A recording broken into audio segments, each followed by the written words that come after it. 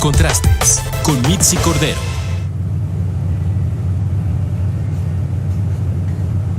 Vamos a ir directamente a los contrastes, porque ya lo sabe al respecto de las cifras, de lo que se dice, de lo que ocurre en los hechos, pero también lo que están reportando los colectivos, que son quienes se tienen esta información de primera mano. Bueno, pues vamos a hacer este análisis con quien también ha estado presente haciendo recorridos no solo en el estado de Veracruz, sino en otras partes de la República Mexicana, y me refiero al periodista Noé Zabaleta. Él es corresponsal de la revista Proceso en el estado de Veracruz, pero también es coautor del libro Los Buscadores. ¿Cómo estás, Noé? Te saludo con mucho gusto. Hola, Mixi, muy buenas tardes a ti y a todo el auditorio de Mega Noticias TVC, a la orden. Muchas gracias, Noé. Tenía muchas ganas de poder platicar contigo, porque recuerdo perfectamente que cuando fue la presentación aquí en Jalapa de este libro, Los Buscadores, tú iniciaste la charla diciendo que este libro de hecho no debería de existir. ¿Por qué? Por las desapariciones que se presentan, por las situaciones que se presentan en nuestro país. Y a propósito de ello, en este espacio estamos hablando si México es un campo de exterminio, cómo no opera los grupos criminales sobre la desaparición de las personas. Ya mencionaba yo hace unos momentos, las desapariciones no son nuevas, tienen al menos 50 años, pero sí, digamos, ha ido evolucionando a lo largo de los años y para mal. Coméntanos al respecto. Sí, mira, suena muy fuerte ese término, campo de exterminio, pero hay que verlo así. Hay que recordar que desde que en el sexenio de Felipe Calderón, en el 2006-2007, se le declara la guerra al narcotráfico. Estamos hablando de más de 100,000 desapariciones. Estamos hablando de que se han documentado miles de fosas en estados como Veracruz, como Guerrero, como Sinaloa. Recientemente, Guanajuato y Puebla hace 5 años no tenían el problema de fosas clandestinas y de desapariciones. Hoy en estas brigadas nacionales de búsqueda ya vemos a gente que busca a sus familiares de Puebla, de Guanajuato, del Estado de México. El Estado de México tenía un problema muy fuerte en materia de feminicidios, hoy también ya tiene desapariciones. Nayarit lamentablemente es un pequeño estado y que lo puede opacar los desaparecidos o casos esos como el tráiler que andan paseando osamentas de cuerpos sin identificar en Jalisco. Tú recordarás el caso de Puerto Vallarta, pero Nayarit, ciudades como Tepito también tienen un problema muy fuerte de desaparecidos que hace 8 años no lo tenían. Es decir, sí, hablamos de los primeros desaparecidos en épocas de la Guerra Sucia, del Halconazo, pero a partir de Calderón y hacia la fecha, los últimos, el caso de Veracruz empezaron en noviembre del 2011 las desapariciones sistemáticas y forzadas. Entonces, aunque suene fuerte, aunque a las autoridades de ese sexenio y del anterior no les guste el término de que Veracruz, México y muchos estados son un gran cementerio clandestino, un fosario, como lo dijo en su momento el padre Alejandro Solalinde, o como tú ahorita lo manejas, es una realidad, así lo es. Hablamos de más de 100,000 personas ausentes en todo el país. ¿Y qué significa 100 personas? Hay ciudades que no tienen ni 100,000 habitantes. Con 100,000 habitantes llenamos el Estadio Azteca y nos sobra gente, llenamos la plancha del Zócalo de la capital del país, podemos llenar Paseo de la Reforma en la Ciudad de México, podemos llenar un Paseo del Carnaval, por ponerte un ejemplo, para entender la dimensión del número de desapariciones que hay en varios estados de nuestra República Mexicana, Mitzi. Y es que una de las situaciones también, Noé, es que hay que entender que el tema de las desapariciones es solamente uno de las aristas que se tiene sobre el problema de inseguridad que se ha vivido a lo largo de los años, y tú mencionabas y ponías en objetivo del tiempo la administración de Felipe Calderón. Pero ¿qué pasa cuando escuchamos que parte de la estrategia actual de combate a la inseguridad es el de abrazos, no balazos? ¿Ha funcionado? Y te lo pregunto porque, de acuerdo con Miguel Ángel Trujillo, integrante de las brigadas de búsqueda de Michoacán, pues obviamente la respuesta es no. Permíteme, la escuchamos y tú me dices qué opinas. Claro. Esto de abrazos y no balazos nunca no ha dado resultado. Aquí está la prueba, aquí cercano a Tarecuato. Ahí están las madres sufriendo, ahí están los cuerpos tirados. ¿Y por qué no voltea a ver el presidente de la República esta zona de Michoacán? ¿Qué opinas, Noé? Sí, mira, el discurso oficial de abrazos, no balazos, y de que le jalen las orejas las mamás a los jóvenes o a los señores que hoy delinquen, eso es el discurso para lo mediático. Hay que ver de fondo qué hay atrás. Hay una cuestión sistemática, Mixi, que lo estamos viendo en Veracruz, en Guanajuato, en Sinaloa. El nuevo gobierno de la Cuarta Transformación la apuesta al olvido, imagínate, al olvido de lo que ellos llaman los desaparecidos de larga data. ¿Qué significa la larga data en un tema ministerial? Aquellos cuerpos que fueron hallados en fosas clandestinas, pero cuya privación de la vida ocurrió hace 4, 5, 7, 10, 12 años. A esas personas que en su momento fueron privadas de la vida y cuyos padres o hermanos, como el caso de Miguel Ángel Trujillo, que él busca 3 de sus hermanos, o el caso de María Herrera, o el caso de otras, no le están destinando ni presupuesto, ni le están, por decirlo de alguna manera, avanzando en las carpetas de investigación. Este gobierno se está preocupando por sus propios desaparecidos, por aquellos desaparecidos del 1 de diciembre del 2018, que fue cuando entró el gobierno de Andrés Manuel López Obrador, y fue cuando también se empezaron a presentar algunos gobiernos de Morena en las entidades, y los que han ocurrido a los últimos del 2021. Tú recordarás que incluso ya hubo varias desapariciones en Veracruz, masivas, o en otras entidades como Jalisco. Entonces, la larga data, que ellos es lo que llaman a restos óseos, que llevan años descansando en fosas comunes, llevan años en refrigeradores de los servicios médicos forenses del país, ya no tienen ni la voluntad ministerial, ni política, ni ideológica, ni de emocional de cumplirles, porque aplican esta de, pues, no hay presupuesto que alcance para la búsqueda de desaparecidos, pero tampoco tienen como una especie de discurso de, bueno, pues no fue nuestra administración, a ver, a esperar que los familiares se resignen. Tú lo sabes, los colectivos desaparecidos, sea Veracruz, sea Guerrero, sea Sinaloa, sea Guanajuato, sea Jalisco, sean las buscadoras de Sonora, también un movimiento muy importante en el norte pues no se van a sentar de brazos y bueno, ya el gobierno no me resolvió y 5 años después me resigno a que mi hijo no va a aparecer, que fue privado de la vida. Claro que no. Hay que recordar el caso de gente de Baja California que lleva 10, 12 años buscando a sus seres queridos. Han pasado presidentes de 3 institutos políticos distintos y nadie les da resultados. Entonces creo que más allá del abrazos, no balazos, que puede sonar muy mediático, muy estridente, hay que ver de fondo. Estas fiscalías del 2018 para acá dejaron en el olvido a los restos óseos de la larga data, y que entre más años pasen, Mixi, más difícil va a ser lograr su identificación plena. El que a partir de un fémur, de un cráneo, de cualquier resto óseo que tú quieras, se pueda decir tal hueso perteneció a fulano, y entonces ya tenemos una certeza jurídica y ministerial de que fue privado de la vida y que hay que darle ya cristiana sepultura, y que sea su familia quien se la dé y no sigan esos restos óseos en una fosa común. Sí, ¿no? Y como si no fuese su responsabilidad porque no ocurrió en su año, y esto me parece totalmente una irresponsabilidad. Oye, tenemos que hacer una pausa, pero de regreso, además de esto que tú estás diciendo, de estos restos con los que cuenta la autoridad y que no han sido identificados, ¿qué pasa también con las fosas comunes en donde son arrojados parte de todas estas personas y que tampoco han podido ser identificados? Vamos a la pausa y regresamos con más. Estamos platicando con Noé Zabaleta, corresponsal de la revista Proceso en el estado de Veracruz. Ya volvemos. Estamos de regreso con más de Mega Noticias. Estamos platicando con el periodista Noé Zabaleta, corresponsal de la revista Proceso en Veracruz, además coautor del libro Los Buscadores. Gracias, Noé, por esperar el corte comercial. Y bueno, pues te decía yo, también hablemos de a dónde son arrojados muchas de estas personas que significan las fosas comunes. Por ejemplo, en Jalapa, los colectivos han hablado de que hay muchos desaparecidos que podrían estar allí en el Panteón de Palo Verde. Hemos platicado en muchas ocasiones con Carlos Saldaña, que es integrante de uno de estos colectivos, porque él pues afirma que no hay avances en las investigaciones ni de esta fiscalía, ni de la fiscalía anterior, ni cuando se llamaba Procuraduría. Vamos a escuchar a Carlos Saldaña y tú me dices también lo que has encontrado y detectado también como parte de la investigación periodística.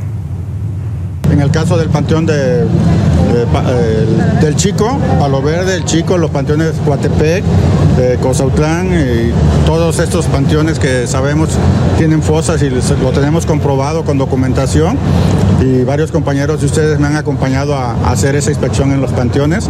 Entonces es una lentitud por parte de la fiscal. Porque en esto se han convertido los colectivos, ¿no?, en investigadores, en buscadores, y no así las autoridades. Sí, aquí hay una cosa muy simple, digo, tiene mucha razón Carlos Saldaña, y obedece a una cosa, al desaseo ministerial. Hay, en tiempos violentos, que así hay que llamarlo, del sexenio de Calderón, posteriormente de Peña Nieto, ya con López Obrador, con gobiernos corruptos y muy incapaces como el de Javier Duarte en Veracruz, o el de Cabeza de Vaca en Tamaulipas, o el de... Sí, Morelos, Puebla, ¿me puedo seguir? Era, por bueno, ejemplo. 10 ¿cuál, perdón, dijiste? Ay, se te cortó. Bueno, no, pero digamos, entonces, había, sí, nos escuchamos, había 10, 12 ejecutados, 2 acribillados, y llegaba el servicio médico forense, recójalos, luego averiguamos, 2 días en el forense, antes de que se entere la prensa. ¿Aparecieron los familiares? No aparecieron. Van a la fosa como del panteón municipal que tocó Palo Verde, sí, pero también hay no identificados con manejo irregular en Coatzacoalcos, no identificados con manejo irregular en Emiliano Zapata, en el puerto de Veracruz. En el puerto de Veracruz incluso tuvieron que sacar varias fosas comunes, juntarlas todas en una sola, y hasta que haya realmente una voluntad política, hasta que realmente las fiscalías de los estados se animen a soltar el presupuesto para, pues, uno por uno. Digo, al final del día, por ejemplo, a ver lo que pasó con Colina de Santa Fe, hay más de 300 cráneos, no te vayas lejos, digo, habrá restos óseos que ya no se pueden identificar, habrá algunos que resulte estéril. Con trabajar con los 300 cráneos, con forenses de veras, no con aquellos que luego, porque pertenecen a un partido político, le damos una capacitación de 6 meses en la fiscalía y ya eres forense, ¿no? Entonces no se está haciendo una identificación. Varios de los miles de desaparecidos del país están en fosas comunes de los panteones municipales. Les cuesta trabajo a nuestras autoridades locales, federales y de la fiscalía admitir esto. Es cuestión de voluntad política y de presupuesto. De nada sirve que se estén destinando miles y miles de millones de pesos para obras suntuosas, para comprar armamento, para armas, vehículos militares y demás, si tienes un pendiente civil y nacional y de conciencia con los miles de desaparecidos de este país. Hay que verlo también a nivel macro.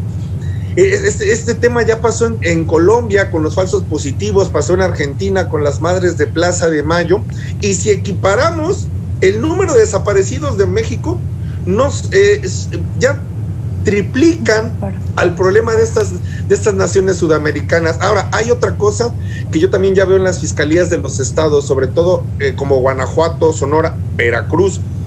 Están apareciendo nuevos cementerios clandestinos, o que hay indicios de que hay restos óseos.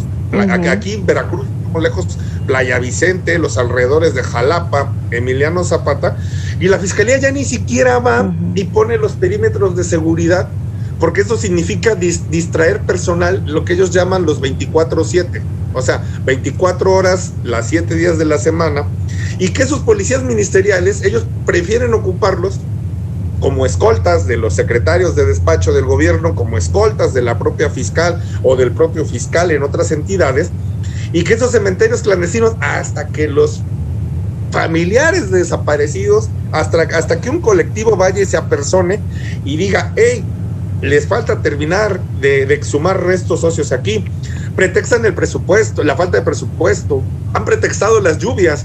En Playa Vicente se cumplieron 2 años de ese cementerio clandestino y hay otros puntos alrededor y pretextan las lluvias. En el caso de Úrsulo Galván, acá en Veracruz, pretextan que el COVID, ¿no? Y nos podemos seguir así, y en Guanajuato sucede igual, en los alrededores de Paseo el Alto, Paseo el Grande, Celaya, en Sinaloa, Nabolato y demás, y es un cuento de nunca acabar.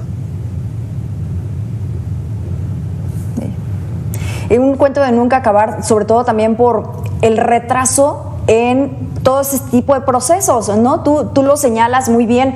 A ver, los colectivos ya tienen detectado un sitio, además un sitio que es altamente probable que sea positivo, no solamente con una fosa clandestina, sino pudieran llegar a ser varios, y por lo tanto esto significa que también pudieran ser diversos restos humanos que se pudieran llegar a encontrar allí. Pero la dilación es una de las grandes constantes quejas que se tienen por parte de los colectivos. Tú mencionabas el caso de Jalisco y es a quien vamos a escuchar. En Fiscalía, la realidad es que no hay búsqueda en vida, no hay coordinación con la comisión de búsqueda, te revictimizan. Estamos esperando que cambie la situación del gobierno hacia con las víctimas, en general el gobierno del estado, porque hay una serie de inconsistencias y de fallas graves. Cuando una persona desaparece en nuestro país, Noé, y nos lo dicen también las personas que han padecido esto, exactamente, no hay búsqueda en vida, sino pasa. Y entonces tú te preguntas, ¿de qué sirvió declarar en algunos estados crisis humanitaria?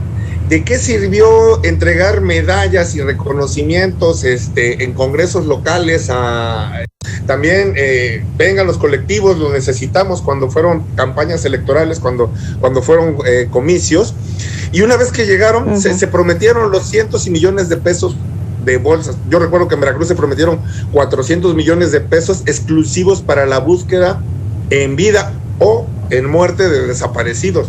Se etiquetaron menos de 124. También en Guanajuato hubo transición, hubo cambio de gobierno y dejaron de buscar a los desaparecidos y todo es responsabilidad del pasado. Y si a esa nos vamos, bueno, pues entonces pues traigamos a Felipe Calderón y echémosle la culpa de todo. Y no es así. Se ha documentado, tan solo por ponerte un ejemplo, Veracruz, a 3 años y 2 meses de este gobierno, hay cerca de 500 desaparecidos registrados por la Comisión Estatal de Búsqueda. Muchos de esos 500 aparecieron a las semanas o a los meses privados de la vida. Esa estadística nos la debe o la Comisión Estatal de Búsqueda o la Fiscalía General del Estado, pero estamos hablando de 500 ya 500 desaparecidos en el Golfo de México en tiempos de la Cuarta Transformación. Y lo que decía Héctor Flores de Jalisco es una constante en todos los estados, no hay búsquedas en vida. Hace 2 años, en marzo se cumplen 2 años, tenía razón el presidente, la pandemia les cayó como anillo al dedo, porque se dejó de hacer la búsqueda pretextando la pandemia, porque no nos podemos juntar, porque no nos podemos aglomerar, porque todo el presupuesto va para la vacuna, para gel sanitizante, para los trajes para los doctores, para que no se vayan a contagiar de SARS-CoV-2, y nos olvidamos por completo de esta emergencia nacional. Hay búsquedas suspendidas en Nayarit, hay búsquedas suspendidas en Sinaloa. Las búsquedas que se han hecho el año pasado, 2021, Mixi, se hicieron una brigada nacional en Baja California, una más en Morelia, en varios municipios de Michoacán, Morelia, Tacámbaro, Apatzingán, y otra más en varios municipios de Morelos. Y párale de contar, y esas búsquedas normalmente se presupuestaron con fondos que bajan los colectivos de organismos internacionales. Es decir, tenemos que ir a pedir como mexicanos o a estas personas víctimas agraviadas en sus vejaciones de derechos humanos, y ir a pedir, se escucha feo, pero ir a pedir limosna de organismos extranjeros porque el Estado olvidó su obligación. Muchas también han sido donativos ciudadanos, pero de ahí en fuera, a que busquemos en la Comisión Nacional de Búsqueda cuántos recursos bajaron para las búsquedas en vida, que ahorita mencionaba tu entrevistado Héctor Flores en Jalisco. No las hay. La última búsqueda en vida que se hizo en Veracruz fue en Emiliano Zapata y fue hecha por el colectivo Familias Enlace, no auspiciada ni apoyada siquiera por el gobierno. Así es. Oye, Noé, hemos estado hablando de las desapariciones en términos generales, de hombres, de mujeres, incluso de menores de edad. Pero, ¿qué pasa cuando nos enfocamos a un género que en este caso es el de las mujeres? La desaparición de mujeres, y que de repente hemos visto semanas en donde son varias, pareciera ser que es un grupos de mujeres que desaparecen en nuestro país. Yo lo he visto particularmente en el estado de Veracruz. Y que también no hay acompañamiento por parte de las autoridades. Escuchemos a Gabriela, que es uno de estos casos, y me dices sobre todo también de lo que va ocurriendo en nuestro país al respecto de esto. Hasta ahorita pues las autoridades pues no nos han ayudado. Es muy doloroso, la verdad, muy doloroso, porque no aceptas que una persona que es buena de repente te la desaparezcan de esa manera, ¿no? Va uno a la fiscalía y luego se va uno a pedir ayuda, y en vez de ayudarnos nos juzgan, ¿no? Pues es que ¿en qué estaban metidos? No, nos estamos dando cuenta que las personas no están metidas en ningún nexo con el narcotráfico ni nada, se las están llevando porque las confunden. Y recuerdas estas declaraciones de un exfiscal de Veracruz que decía es que seguramente se fue con el novio y que por eso, bueno, pues no la encuentran. Claro, y recordemos que ese fiscal hoy tiene su premio, es magistrado del Tribunal Superior de Justicia, Marco Antonio Lezama Mo, y que en su momento era fiscal regional, y que bueno, tapó varias irregularidades y varias inconsistencias ocurridas dentro del ministerio, dentro de los ministerios públicos que él presidía, y todos recibieron premio. Él es magistrado, la que era juez, Beatriz Rivera, también es magistrada, y otros recibieron cargos en el PRI, o cargos de político-electorales, y hubo varios premiados ahí. Claro, esto de la desaparición de mujeres también es una constante. En el 2021, bajita la mano, la prensa documentó la desaparición de 69 mujeres, y varias de ellas, algunas regresaron para recibir cristiana sepultura en sus viviendas, otras ni siquiera se sabe su paradero, y hay una omisión por completo del Instituto Veracruzano de la Mujer, pero también a nivel nacional, de la CONAVIN, de la Comisión Ejecutiva de Atención a Víctimas. Es como también una omisión muy dolosa del Estado mexicano, de los organismos, el Instituto Nacional de las Mujeres, de la Comisión Ejecutiva de Atención a Víctimas, de la Comisión Nacional de Derechos Humanos, de defender primero al Estado mexicano, al patrón que les devenga su salario cada 15 días, antes que a un sector que hoy es vulnerable como es la mujer, y que lamentablemente en tema de desaparición de mujeres y en tema de feminicidios, Veracruz siempre continúa en los primeros lugares, al igual que el Estado de México y Jalisco. Entre esos tres estados siempre se están peleando los primeros lugares, porque es vulnerable el hecho de ser mujer. El testimonio que escuchábamos, como ese del tiempo que yo llevo reporteando desaparecidos, te puedo juntar 20 de mujeres en circunstancias similares. La jovencita que salió a la escuela privada, que abordó un taxi porque se le hacía tarde y jamás ingresó al aula. La jovencita que salió y que se había quedado de ver con el novio a las 7 de la noche para ir al cine, que no llegó la joven a la cita. El fiscal, como comentaba el testimonio, se fue con el novio. Espérate, el novio también está desesperado y también la está buscando por varias ciudades aledañas donde ocurrió la desaparición. El rollo de que, y seguro que el novio no era malandro, o seguro que no era narcomenudista, o iba mucho de fiestas, y en esas excusas nos perdemos, y el número de mujeres desaparecidas en el país es alarmante, y también el grado de revictimización es algo muy, muy ocurrente, sino que sistemático en los ministerios públicos del país, y lamentablemente con el abandono de estas instituciones como la Comisión Ejecutiva de Atención a Víctimas, como el Instituto Nacional de las Mujeres, que fueron creados para proteger a la mujer, pero que no lo están haciendo porque primero protegen sus intereses y el salario de quien les paga, ¿no?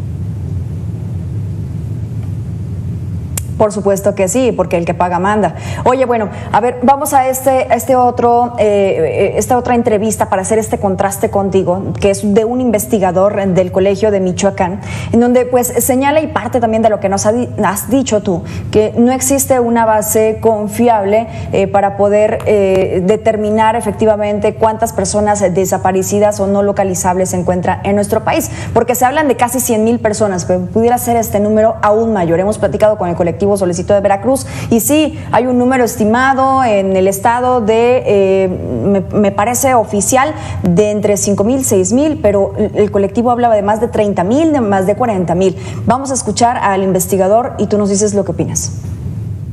Es una situación que pone en entredicho o reafirma la incapacidad del Estado para garantizar la seguridad de la vida de las personas y de los bienes. ¿Qué opinas?